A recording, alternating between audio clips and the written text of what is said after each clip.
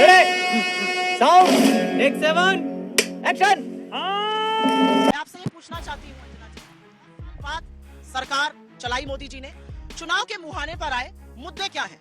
क्या मुद्दा इन युवाओं का रोजगार है? क्या मुद्दा महंगाई है? क्या मुद्दा बढ़ती हुई गरीबी है? क्या मुद्दा ध्वस्त अर्थव्यवस्था है? मोदी जी के लिए वो सब मुद्दे नहीं है। और सबसे बड़े स्टार प्रचारक बीजेपी के इस चुनाव में नरेंद्र मोदी नहीं, ईडी, सीबीआई और इनकम टैक्स है। ये मैं पहली बात बोलना चाहती हूँ। मैं अपनी दूसरी बात यहाँ पर बोलना चाहती हूँ कि 10 साल सरकार चलाने के बाद रिपोर्ट कार्ड दिखाना होता है, मैंने ये काम किए। क्या भाषा है प्रधानमंत्री की?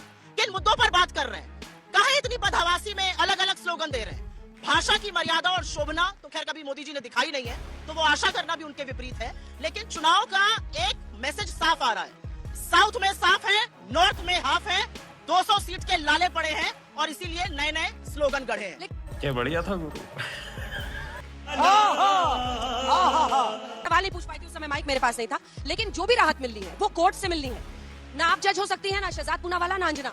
सवाल यह है कि कोर्ट को राहत देनी है, कोर्ट राहत नहीं दे रही। आखिर इन दो मुख्यमंत्रियों की जिनकी बात हो रही है कि जेल में है, संजय सिंह को मिल गई। राहत नहीं दे रही, आपकी ज्ञान के लिए और इन बच्चों के ज्ञान के लिए जरूर यहाँ बोलना चाहती हूँ। संजय सिंह को बेल मिली ही ना, और उसी ईडी को हाथ बांधकर पीछे खड़ा होना पड़ा और कोर्ट ने उससे पूछा आपके तथ्य और सबूत कहाँ है? 2 बजे हम करेंगे कार्रवाई, लेकर आइए तथ्य और सबूत। उन्होंने कहा हम अपोज ही नहीं करते हैं क्योंकि हमारे पास कोई तथ्य और सबूत नहीं है। असलियत ये है अंजना जी, अगर आप वॉशिंग मशीन में धुलकर गंगा जल बीजेपी का अपने ऊपर डाल लेंगे तो आप साफ सुथरे हो जाएंगे, अन्यथा आप भ्रष्टाचारी कहलाएंगे। मैं आपसे एक छोटी सी बात कहकर अपनी बात खत्म करती हूँ। हम तो लगातार कह रहे हैं कि बीजेपी ज्वाइन कर लो, सारे दाग धब्बे धुल जाएंगे। वही काम हेमंतो बिस्व शर्मा से लेकर नारायण राणे, शुभेंदु अधिकारी, अशोक चव्हाण ने किया। लेकिन आज सवाल इस बात का है कि जो इंडियन एक्सप्रेस की रिपोर्ट है, आपके चैनल ने वो रिपोर्ट चढ़ाई, जो रिपोर्ट कहती है कि 25 में से 23 लोग शामिल हैं, उनके खिलाफ कार्रवाई बंद हो गई। ये जो वॉशिंग मशीन मोदी जी चला रहे हैं ना, उसका जवाब यही जनता देगी, और देखिए कितने प्रचंड तरीके से देगी। ठीक है, ये बड़ी अच्छी बात कही आप। उन्होंने भाषाई मर्यादा की बात करते हुए प्रधानमंत्री पर लांछन लगाया। अपनी भाषाई मर्यादा कहाँ है? इन्होंने मुझे टीवी डिबेट में ब्लडी फुल कहा। क्या कहना क्या चाह रहे हैं भाई आप? मंडी को बदनाम किया, तो बताइए कि मंडी के विषय में और कंगना रनौत के विषय में क्या स्टैंड है? तो जवाब दे रही, जवाब दीजिए। हम मालूम है तेरे बाप को मत सिखा। चल बीपी की मेडिसिन खाया करो, थोड़ा बीपी की मेडिसिन खाया करो, इसका क्या मतलब हो गया? इसका क्या इस देश के लोगों का मुद्दा क्या है? मैं आपसे पूछती हूँ, आप लोगों से पूछती हूँ, इस देश के लोगों का मुद्दा बेरोजगारी है कि नहीं है? रोजगार है कि नहीं है? और अगर रोजगार मुद्दा है तो मोदी जी क्या क्या बातें कर रहे हैं? बाड़मेर जाते हैं, कश्मीर से नाता बता देते हैं। यही नहीं पता कि राजस्थान के गांव में बाबा रामसो का जन्म हुआ था, उस कश्मीर की बात हो रही थी। जम्मू कश्मीर की बात करते हैं, प्रधानमंत्री लोगों के आहार की बात कर रहे हैं। मैं आपसे पूछना चाहती हूँ, मेरे पास प्रधानमंत्री मोदी जी का एक ट्वीट है और वो बड़ा सही ट्वीट है। रुक जाइए, मैं मौका दूंगी आपको। 2014 का नरेंद्र मोदी जी का ये ट्वीट है, जाकर देख लीजिएगा। 3 अप्रैल 2014 का ये ट्वीट है, और इस ट्वीट पर मोदी जी ने साफ तौर पे कहा है मीट का दाम बड़ा बढ़ गया है, थोड़ा कम होना चाहिए, हिदायत दे रहे हैं मीट खाने की। अब मेरी बात सुन लीजिए, ये ट्वीट 3 अप्रैल 2014 को किया गया। 31 मार्च 2014 से लेकर 7 अप्रैल 2014 तक नवरात्रि के व्रत थे। मैं नवरात्रि का व्रत रखती हूँ, चैत्र का भी रखती हूँ और पूसा भी रखती हूँ। मोदी जी ने तब मीट खाने की हिदायत दी, और आज उनको माँ से मछली मीट मुर्गा दिख रहा है, माँ से मणिपुर, माँ से महंगाई, माँ से महिला सुरक्षा नहीं दिख रही है। ये असलियत है, ये चाल चरित्र चेहरा है इस देश के प्रधानमंत्री का। ठीक है, बस हवा निकल गई। गजब बेइज्जती है। मेरा कांग्रेस से सवाल होगा कि देखिए जितना ही जरूरी मुद्दा है एम्प्लॉयमेंट का, वही भ्रष्टाचारी का भी तो मुद्दा जरूरी है, क्योंकि जो जनता का पैसा है वो दबोच के क्यों बैठे हैं, उनका क्या हक है? किसने दबोचा हुआ है? ओपोजिशन है जो आजकल ईडी वगैरह के, सीबीआई के, उनके ऊपर रेड पड़ रही है। आपने सारे जजमेंट पास कर दिए।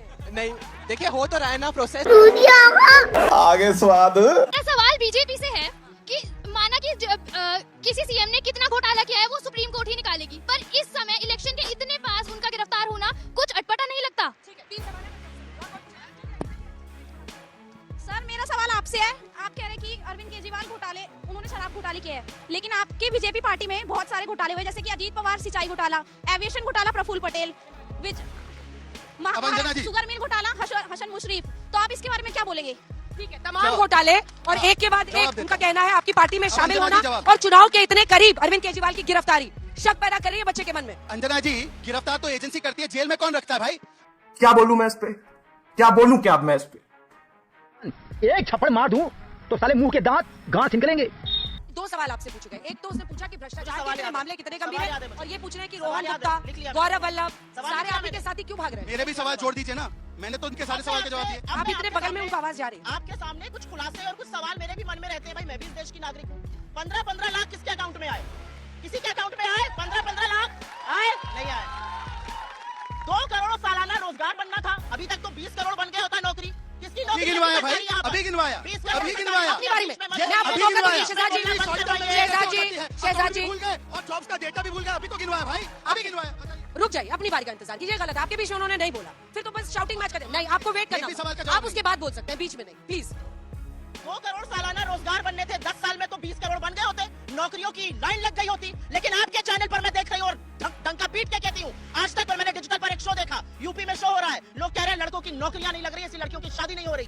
लोग कह रहे हैं अग्निवीर में 4 साल में 24 में रिटायर करके आप भेज रहे हैं, ना पेंशन दे रहे हैं, ना नौकरी दे रहे हैं। युवा कहता है मैं सीने पर गोली खाने को तैयार हूँ देश को। आप कहते हो बेटा तुम्हें मैं 24 में रिटायर करूंगा। ये आपकी असलियत है। आपकी असलियत ये कि 70 के पेट्रोल को 100 पार कराया, 400 के सिलेंडर को 1100 पार कराया। आपकी असलियत ये है कि आपने आटा, दही, चीनी सब पर जीएसटी लगाया। ये बिक गई है गवर्नमेंट, अब गवर्नमेंट में कुछ नहीं है। सीएसडीएस में बहुत डिस्कशन हुआ है। आपने जनता और इस देश की 55% लोग जो सर्वे में पार्टिसिपेट किए, उन्होंने कहा भ्रष्टाचार 5 साल में जबरदस्त तरीके से बढ़ा है। ईडी, सीबीआई, इनकम टैक्स विपक्ष के लिए है। जो इनको ज्वाइन कर लेगा वो पाक साफ हो जाएगा। मैं कुछ सवाल पूछ लेती हूँ छोटे छोटे। शारदा स्कैम की बुकलेट निकाली थी हेमंत बिस्वा शर्मा के खिलाफ, ज्वाइन कर लिया, धुल गए। आप कहते थे अशोक चव्हाण ने बहुत बड़ा घोटाला किया है आदर्श का, आपके यहाँ आए साफ सुथरे हो गए। आप कहते थे नारायण राणे ने लैंड का स्कैम किया है, अरे करते एजेंसी से काम, आपके यहाँ आए साफ हो गए। आप कहते थे शुभेंदु अधिकारी चिटफंड स्कैम में शामिल है, आपके यहाँ आए तो साफ हो गए। सवाल इस बात का है कि ये देश देख रहा है। वॉशिंग मशीन जो लगातार घन घन घन घन घन घन घन घन घन घन चल रही है, वो देश देख रहा है। और देश ये भी देख रहा है कि नरेंद्र मोदी जी युवाओं के बारे में, गरीबों के बारे में, मणिपुर के बारे में, महिलाओं के बारे में चिंता नहीं करते। गौरव वल्लभ पे कुछ नहीं बोल देती हूँ, उनके बारे में बोल देती हूँ। देखिए ये जो लड़ाई हम लड़ रहे हैं ना, जहाँ 3.25-4 मिनट निशब्द होकर सुना जाता है, सुनते हैं लोग, उस लड़ाई को लड़ने के लिए बड़ा कलेजा चाहिए। वो लड़ाई सबके बस की बात नहीं है। जो कायर थे वो जाएंगे। और मैं एक और बात कहती हूँ सीना ठोक के, कल जाना है आज जाओ, क्योंकि इस लड़ाई में आप जैसे कायरों की जगह नहीं है। इस लड़ाई में जो सीना ठोक कर और गोली खाने की मदद रखा है उसकी जो कल तक आपके साथ था उसको कायर बोलने में आपको जरा भी हिचक बिल्कुल भी नहीं, बिल्कुल भी नहीं। केस है उनके बताती हूँ खिलाफ, क्यों? किस डर से गए हैं वो? मैं आपने तो बताती रोहन हूँ। गुप्ता को टिकट भी दिया था। नहीं नहीं, सत्ता की लोलुपता, सत्ता की लोलुपता, सत्ता का मलाई चाटना बहुत लोगों को अच्छा लगता है। सत्ता की मलाई खाकर ही तो ज्योतिरादित्य जी वहां गए, कोई प्रेम थोड़ी हो गया। अगले सवाल पे छोटा सा जवाब, फिर आपके पास जा रही हूँ। अपना भी टाइम गिनिएगा सुप्रिया जी, अपना टाइम आप गिनती नहीं है। सवाल तो ये कि कौन कन्विंस करता है जनता को, इस पर है बात। आप कौन जनता को कन्विंस कर पाता है, अपनी तरफ ला पाता है, किसके बोलने से वोट में इजाफा होता है। शहजाद पूनावाला, उनकी पार्टी को आप घेर रही है नौकरियों पर। सवाल है कि आपका टेम्पलेट क्या है? जनता कैसे भरोसा करे कि कांग्रेस आएगी तो नौकरियों की बौछार हो जाएगी? हिमाचल प्रदेश का सवाल है, जहाँ पर 1 लाख नौकरियों की बात हुई थी, सरकारी नौकरियों की, और फिर मुख्यमंत्री उससे पीछे हटे। ये हमारा मैनिफेस्टो है। और हमारी सरकार सिर्फ हिमाचल में ही नहीं है, हमारी सरकार कर्नाटक में है, हमारी सरकार तेलंगाना में है। हमने गृह ज्योति, गृह लक्ष्मी से लेके गिग वर्कर्स के लिए जो वहाँ पे काम किया है, वो एक टेम्पलेट बनी है। ये मैनिफेस्टो उठाइएगा और देखिएगा कि किन 5 स्तंभों पे हम बात करते हैं। हम आप जैसी लड़कियों के लिए, आप जैसे युवाओं के लिए 30 लाख सरकारी नौकरी। 1-2 सवाल।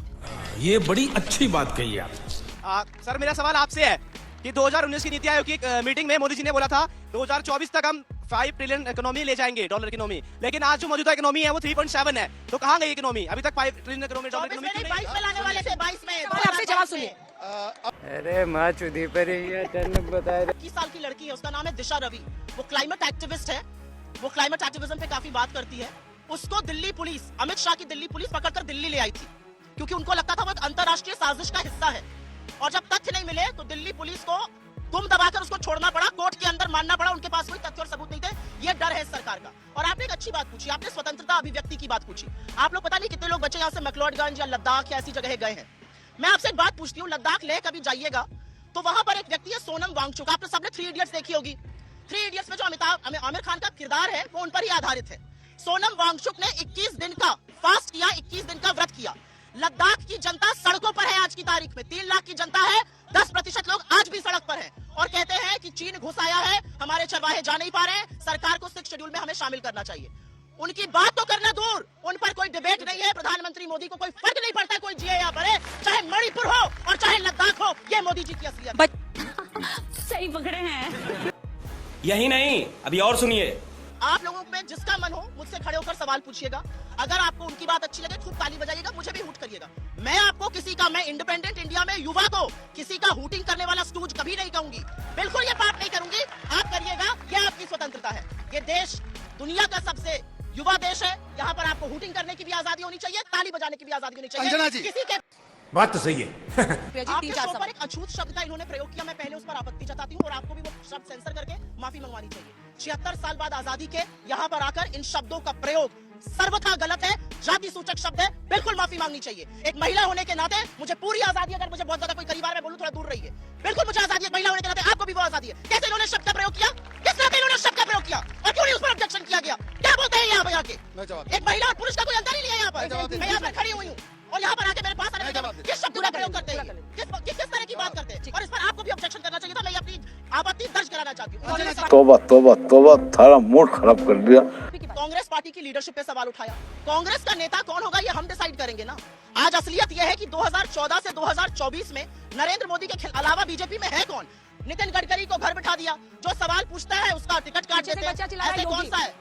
एक बच्चा चिल्ला रहा है योगी। अरे ज्यादा ना करवाइए, बेचारे की नौकरी चली जाएगी। जैसे शिवराज सिंह चौहान दूध में से मक्खी की तरह निकाल दिए गए, बाबा को भी अलविदा कर देंगे ये लोग। अभी देखते जाइए 2024 में बाबा की विदाई ना कर दे। योगी मोदी की बातें मत। राहुल गांधी पर सवाल था तो मैं उसका जवाब दे रही हूँ। मुझे लगता है राहुल गांधी आजाद हिंदुस्तान में एक अकेले नेता है जिन्होंने कन्याकुमारी से कश्मीर और मणिपुर से मुंबई की यात्रा करी। वो मणिपुर जो 10 महीने से जल रहा है, लेकिन प्रधानमंत्री की ना तो इरादा है, ना नियत है, ना हिम्मत है मणिपुर जाने की।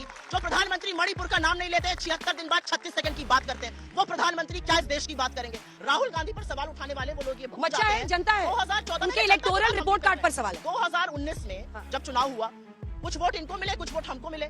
सम्मिलित ऑपोजिशन को इनसे ज्यादा वोट मिले, 60% वोट मिले सम्मिलित ऑपोजिशन को। किससे लड़ने चले? आपके ही चैनल दिखाते हैं, आपके ही डिजिटल वाले दिखाते हैं। जहां जाओ तड़ातड़ लोग सवाल पूछ रहे हैं रोजगार पर, लोग सवाल पूछ रहे हैं महिला सुरक्षा पर, लोग सवाल पूछ रहे हैं कि भैया महंगाई से काहे कमर तोड़ रहे हो, उसका कोई जवाब नहीं है। लद्दाख से